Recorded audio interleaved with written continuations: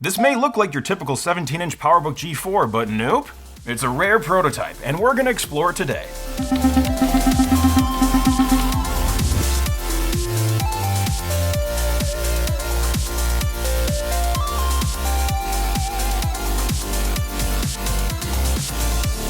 Hey guys, how are you all doing? If you're new here, welcome. My name is Krazy Ken, and I have before me a prototype of the first 17-inch PowerBook G4, the PowerBook 5,1. The first PowerBook G4 17-inch came out in 2003, and Apple made 17-inch computers for several years after that. And the final 17-inch notebook product Apple made was the MacBook Pro in 2011, and that was discontinued in 2012.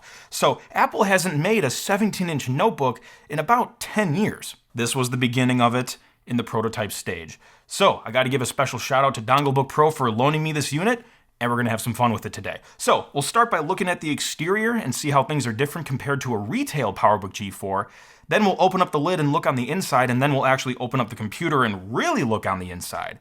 And then we'll plug it in and boot it up and explore it a bit. So if you're ready, let's go. This aluminum is a lot more raw compared to this, and I'm not an aluminum machining expert, but I'm guessing this goes through anodization and probably some other treatments that the prototype doesn't go through. And there's probably some different reasons that Apple has for that, but a main reason I would guess is why go through the time and money to manufacture those nice finishes and processes on the chassis and the materials if you're still just testing the product. There's not always a good reason to do that if you're just in the earlier testing stages. And this happens with a lot of Apple products. In fact, my iMac prototype has a smooth plastic outside as opposed to that textured frosted plastic look of the retail iMac G3. So there's several stickers on this thing. For example, LCD ASCII, which I just love that abbreviation, but it's short for assembly. And there's a barcode and a number. My educated guess would be that's for tracking parts. And then here you have display housing with a different barcode and a different number, 035. And on the back side, there's even more fun stickers, including the fan favorite FCC warning saying that this device has not passed FCC testing because devices emit signals that could cause interference with other machines and other communications, so they have to go through testing. And if they haven't gone through testing, typically there's a warning on there, which really means you can't sell this thing yet. There's also the Apple development team, looks like some sort of asset tracking tag. I've seen this on many different prototypes. Sometimes they'll have different team names on there and the labels will be in different colors, and there's always a barcode on there. And then usually one of my favorite stickers to find is the Medimax sticker, which was Apple's internal team to assist people with prototype testing. An interesting thing is, even though I've seen these stickers before, I can't recall seeing a Medimax sticker that specifically said Apple prototype development support. And here the address is kind of mangled here, but that does say medimac.apple.com. And then down here, just like we saw earlier, 3 more barcodes for different parts. As you can probably see, I have part of the logic board exposed here. This would normally get covered up with this little cover here, and then the battery, which is also a prototype battery, a DVT sample, would be here. If you take those out, you get that red logic board. Apple likes to use different colored boards for prototypes.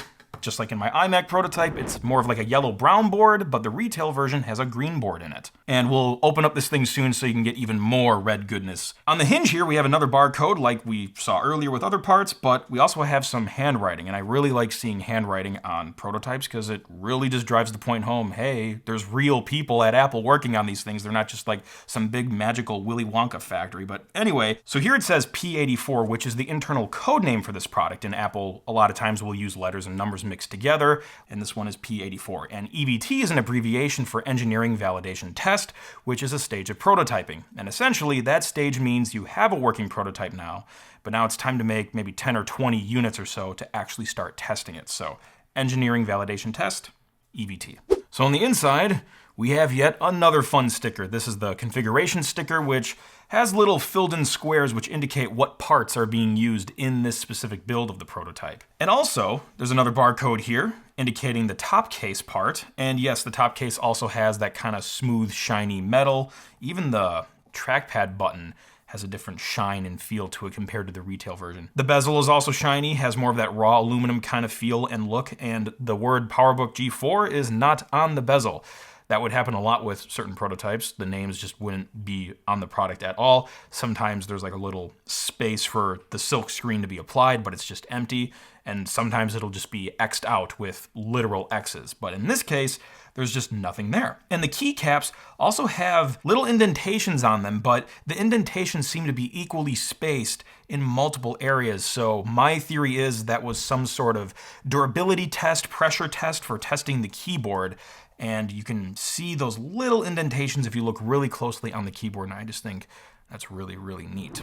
So if we take a look at the inside, we can see much more of that awesome red board. So this is where the keyboard in the top case was, and you unscrew that and it comes right off, and voila, the logic board is there. Along with the hard drive and the optical drive, which also says DVT3 on it, that is design validation test. A fascinating thing about prototypes, kind of like the handwriting thing I was talking about earlier, you can really see the sort of like human MacGyver-y moves that are done with these builds, because if you look at the wiring and the tape, it's not necessarily sloppy, but it's definitely not as neat as it would be in a retail product, because it really doesn't have to be in this earlier stage of prototyping. Another cool thing, speaking of handwriting, this top case here, under this cable for the trackpad, the label says sample on it with a number, and it looks like it's written in pen. So let's get it put back together and boot it up. And just to manage expectations, prototypes don't always have internal software left on the hard drive, because the hard drives are either nuked or there's a completely different hard drive in them anyway. All right, time to boot her up. Here we go. Hard drive's kicking in. I definitely hear some extra like noises coming from here, not sure why, but prototype. So here we are in macOS 10 Tiger. Let's take a look at the About panel. 10.4.11, and the build number 8S165. That is not anything special, so this is not an internal build or anything, at least judging by the build number. But for fun, let's take a look at more info. And as I expected, the serial number is completely blank. That's pretty cool to see. But this also does confirm it is a 5.1, which was the first PowerBook G4 17-inch Apple sold to the public. Another thing I haven't seen before is the power on self-test failed. Usually it says passed. I don't know if it failed just because it's a prototype or maybe something else is actually wrong with the system. Hard drive wise, there's nothing really noteworthy on here. There's a couple third-party applications like Disk Warrior, and there is a developer folder in the root of the hard drive, but there's nothing in there except for the extras folder. There is the macOS 9 applications folder and the macOS 9 system folder. So the classic environment is installed. You can run macOS 9 apps inside of OS 10 here. So yeah, I'm not too surprised that there's no crazy special software on here. But if you do want to get your fix, go ahead and check out my iMac episode. There's some cool internal software and documentation on that hard drive.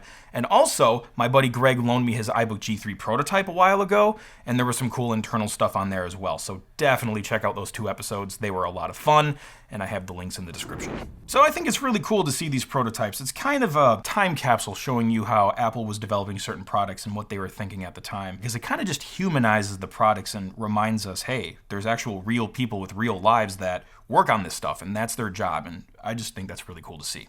So again, special thanks to Donglebook Pro for loaning me this unit, and feel free to check out his channel. I have a link down in the description if you want to see some more cool prototype stuff. He's the guy to go to. And feel free to subscribe for more tech episodes coming out every week. I love making episodes about rare and retro tech, new tech, and of course, scam tech. And hey, if you like this episode, you know what to do. Thanks, and I'll see you next time. Catch the crazy and pass it on.